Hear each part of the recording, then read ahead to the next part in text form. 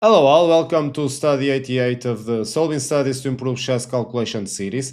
This endgame study comes from the chess composer we already saw before, the Ukrainian chess composer Stanislav Belokon. He produced this very enjoyable study, a thematic one. Here, as you can see, two knights against two rooks, and white is playing for a draw. Well, if you haven't, I suggest you watch the guide so you are better prepared for the practice. And as always, after the countdown, I will catch you back with the solution.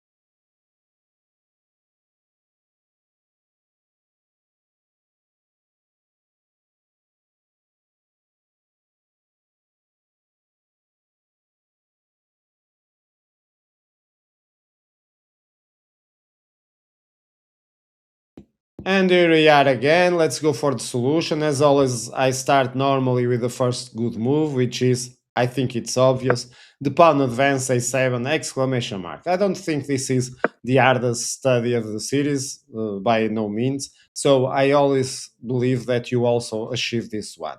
Over here, what we need to see. Okay, we want to play for a draw, but we are in a big disadvantage. We have two knights for two rooks. Even if white has one pawn, it's not enough.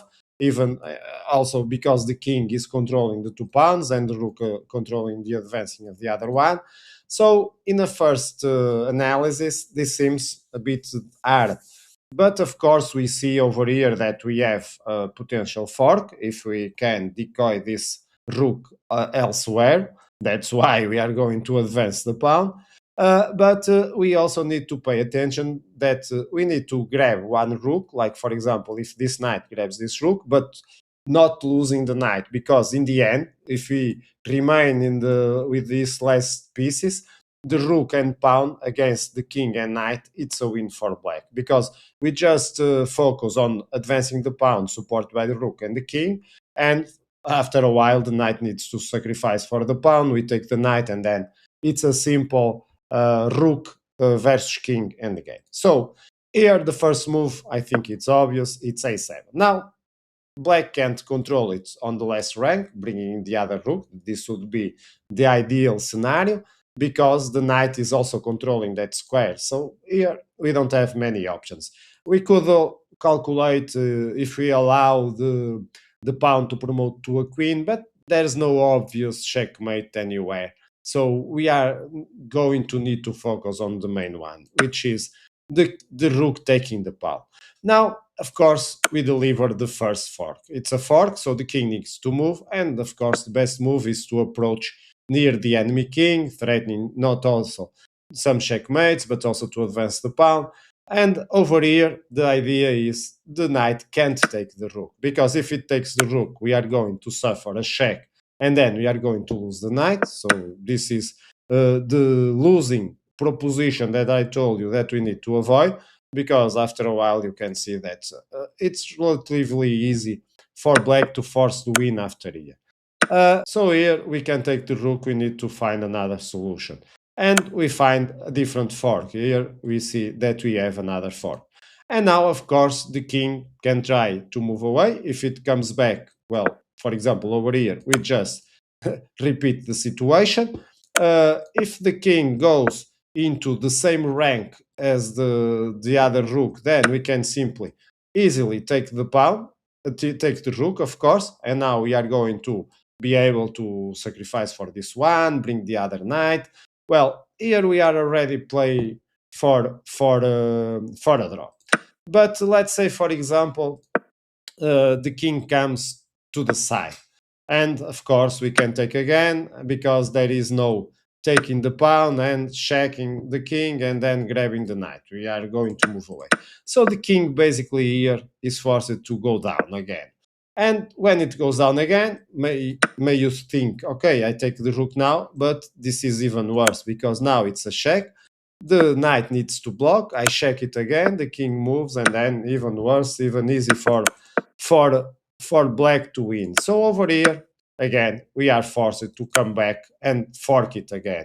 And we already know if the king comes up, we are going to have to fork again. So we are facing as black perpetual forks, and as white, we never can take the rook, which is a very interesting situation. Both is a positional draw because neither the black can escape the perpetual forks, neither white is able to really take one rook for free. So if the king comes to this side, well, it's the same. We are going to be able to come back and keep the draw again. So over here, basically, the king needs to come back, and I just repeat the position and accept an easy draw. I think at least you have found this one. If not, let's keep practicing. Okay, I see you again in future studies. Bye bye.